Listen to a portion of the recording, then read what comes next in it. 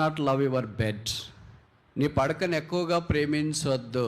6 గంటల కంటే నీ పడకను ఎక్కువగా ప్రేమిస్తుంటే అర్థం ఏంటంటే you are almost fallen to your bed. నీ పడకకు పడిపోయావు అని అర్థం. కానీ విచిత్రం ఏంటంటే ఈ దినాల్లో మనకు 12 రాత్రి అయినా 1, 2 అయినా నిద్ర పట్టదు. ఎందుకంటే సోషల్ మీడియా, తర్వాత స్మార్ట్ ఫోన్లు అవి ఇవి చూస్తాం కదా. ఆ రేడియేషన్ బట్టి మైండ్ కూడా ఒక రకంగా అయిపోయి తొందరగా నీకు నిద్ర కలిగించే మెటబాలిక్ యాక్టివిటీ అనేది జరగదు. అందుకే నువ్వు ఆలస్యంగా నిద్రపోతావు. ఉదయం లేచేటప్పటికి 9, 10 అవుతుంది. నాకు తెలిసి మీలో చాలామంది సూర్యోదయం చూసినట్లు గుర్తుండదు వాట్సాప్లో తప్ప. Is it true?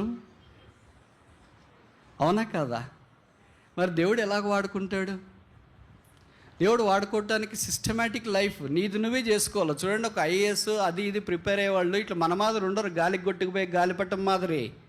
They have strict self discipline. ఎవరు వాళ్ళని చదవమని చెప్పరు, ఎవరు వాళ్ళకి ఇక్కడికి వెళ్ళొద్దు, అక్కడికి రావద్దు, ఇక్కడ కూర్చోవద్దు ఎవరు చెప్పరు.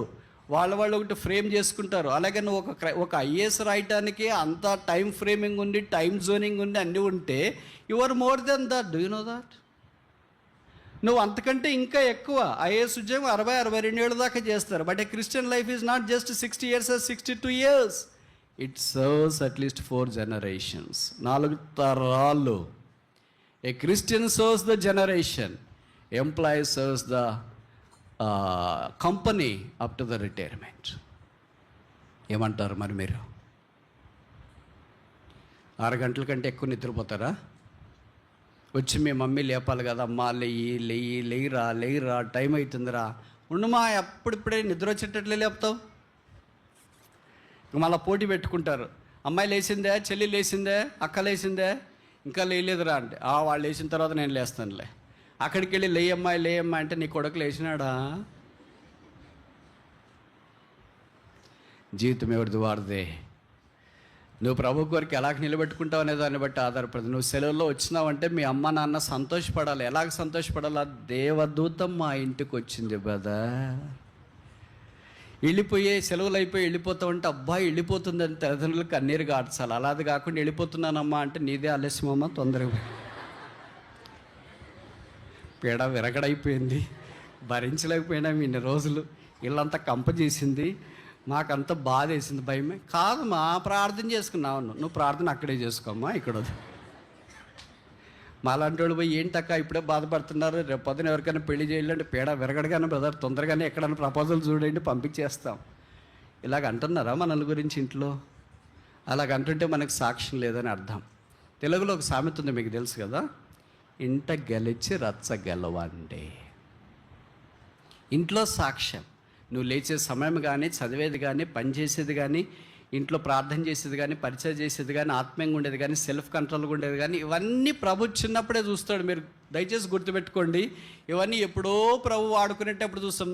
నో చూడండి, every master will prepare his own gadgets right from the manufacturing unit. ఇప్పుడు యాపిల్ చేయాలనుకుంటే వచ్చిన తర్వాత షాపులో కూర్చొని ఆయన యాపిల్ సంస్థ అధిపతి అలాగా తలంచుకోడు. ఆయన మోడల్ ఎలాగుండాలా, కెమెరా ఎలాగుండాలా, మెమొరీ ఎలాగుండాలా, షేప్ ఎలాగుండాలా, షేడ్స్ ఎలాగుండాలా, he has all things in his mind before that can be launched. ఒక మొబైల్ ఫోన్ లాంచ్ చేయటానికి అన్ని తన మైండ్లో ఉంటే, మనల్ని ప్రభు ఈ లోకంలోనికి లాంచ్ చేయటానికి ఆయన మైండ్లో కూడా చాలా ఉంటాయి కదా. మీరు చేయాల్సిన పని ఏంటంటే, do not love your bed. నిద్ర ప్రేమించొద్దండి. మీరు నిద్రకి, భోజనానికి కత్తి పెట్టుకోగలిగారు అనుకోండి, మీరు దేనికైనా కత్తి పెట్టుకోగలరు. ఈ రెండిటికి మీరు కత్తి పెట్టుకోలేరు అనుకోండి, దేనికి కత్తి పెట్టుకోలేరు. ఈ యవ్వన జీవితంలో ఆ రెండే కాదు, మీకు బట్టలు చూసినా ఏదైనా చూసినా ఎట్లుండాలంటే you must be vexed with all the attractions of this world. ఈ ఫోన్ చూస్తే అబ్బాయి ఇది నాకుంటే ఎంత బాగుండు, ఈ డ్రెస్ చూస్తే నాకు ఎంత బాగుండు, ఈ కారు చూస్తే ఇది ఉంటే నాకు ఎంత బాగుండు. ఇవన్నీ మీలో కలుగుతున్నాయంటే అర్థం ఏంటంటే you are not close to the cross. సిలువకి ఇంకా దగ్గరికి రాలేదు, ఇంకా దేవుడు వాడుకోలేడు. సిలువకి దగ్గరకు వచ్చి మోసుకుంటేనే దేవుడు సిద్ధపరిచి వాడుకోవటానికి వీలవుతుంది. రాబో దినాల్లో మీరే సంఘాల్లో స్తంభాలు. ఎవరనుకున్నారు? మీరు ఆధ్యాత్మికమైన జీవితంలో ముందుకెళ్ళి చక్కగా ఉంటే మీ తల్లిదండ్రులు బాగుంటారు, సంఘాలు బాగుంటాయి, సమాజం బాగుంటుంది, దేశం బాగుంటుంది. మీరు మంచి సమయంలోన చదువుకోకుండా, మందిరానికి రాకుండా, మందిరం ఎగరగొట్టి సేవకులు, బోధకులు, కాపర్లు అందరినీ రకరకాలుగా మాట్లాడేసి కాలేజీలో ఫెయిల్ అయిపోయి, ఇంట్లో ఉండలేక, మందిరంలో రాలేక, బయట ఆడ టీ తాగుతా ఉదయం నుండి సాయంకాలం దాకా కాలక్షేపం చేసుకొని, సాయంకాలం ఇంట్లోకి వెళ్ళిపోయిన తర్వాత ఇంట్లో వాళ్ళని బెదిరించి డబ్బులు తీసుకొని అటు చేసి ఇటు చేస్తూ ఉంటే, వాళ్ళకి కొన్ని రోజులు అయిపోయిన తర్వాత బీపీ షుగర్ ఎక్కువైపోతే హాస్పిటల్కి తీసుకెళ్తారు. అప్పుడు మళ్ళీ వచ్చి మీరే చెప్తారన్నా ప్రార్థన చేయండి, మా అమ్మగారిని నాన్నగారిని హాస్పిటల్లో చేర్పించినాం. ఏమంటే బాగలేదు, పెద్ద వయసు కదా. పెద్ద వయసులో చాలామంది ఉన్నారు, వాళ్ళకి ఎందుకు వచ్చింది? నిన్ను బట్టే. The dubious health of your parents is maybe because of you. వాళ్ళ కడుపులో నువ్వు పుట్టావు కనుక నిన్ను గురించే వాళ్ళ మొదట ఆలోచన ఉంటుంది. నా పిల్లలు ఇలాగైపోయారా, కొడుకు ఇలాగైపోయిందా, కూతురు ఇలాగైపోయిందా, ప్రయోజకులు కాలేకపోయారే, ఆత్మీయులు కాలేకపోయారే, దేవుని వాక్యం విషయం ఆసక్తి లేకుండా పోయారే, మందిరాలు పట్టించుకోకుండా పోయారే, మిమ్మల్ని గురించి ఏడ్చి ఏడ్చి ఏడ్చి ఏడ్చి ఏడ్చి ఏడ్చి షుగర్ బీపీలు తెచ్చుకొని కాళ్ళు పడిపోయి, చేతులు పడిపోయి, మనుషులు పడిపోయి, ఇంకా అలాగే పడక మీద పడిపోయి ఒక తరం కంప్లీట్లీ కొలాప్స్డ్.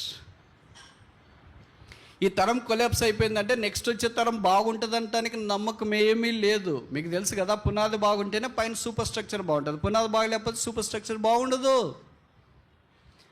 కనుక అసలు నిన్ను చూస్తే నువ్వు క్రైస్తవుడు అయిన తర్వాత, దేవుని మందిరానికి వచ్చి వాక్యం చదివి ప్రేమించే వ్యక్తి అయిపోయిన తర్వాత ఇంట్లో వాళ్ళందరికీ ఎలాగుండాలి? అబ్బా, దేవుడు నాకు ఎలాంటి బిడ్డని ఇచ్చినాడు, ఎలాంటి కూతుర్ని ఇచ్చినాడు, ఎలాంటి కొడుకుని ఇచ్చినాడు. ఎస్తేర్ నాకు తెలియదు కానీ నా కడుపుని ఎస్తేర్ని దేవుడు పోసాడు. దానియేలు నాకు తెలియదు కానీ నా కడుపుని దేవుడు దానియేలుని పోసాడు. యోసేపు నాకు తెలియదు కానీ యోసేపు నా కడుపుని దేవుడు పోసాడు అని అనగలిగితే తల్లిదండ్రులు ఎంత బాగుండో.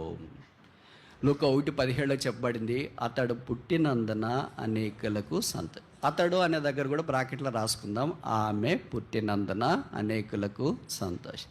మనం పుట్టినందున ఇంట్లో వాళ్ళకైనా సంతోషం ఉందా లేదా? ఫర్గెట్ అబౌట్ అనేకులు. ఉందా లేదా? ఎప్పుడు ఇంట్లో వాళ్ళని పీడించవద్దు. నాకు బర్త్డే వచ్చింది, బట్టలు కొనిస్తారా లేదా? మా క్లాస్లో అందరు స్మార్ట్ ఫోన్ యాపిల్ కొనుక్కున్నారు, కొనిస్తారా లేదా? మా క్లాస్లో అంతా స్కూటీ కొన్నారు, కొనిస్తారా లేదా? మీరు కొనికపోతే ఇంక అంతే, మీ సంగతి నేను చూస్తా. ఇవన్నీ బెదిరింపు, బ్లాక్మెయిలింగ్ వచ్చినాయనుకోండి, యువర్ సాల్వేషన్ ఈజ్ సస్పీషియస్.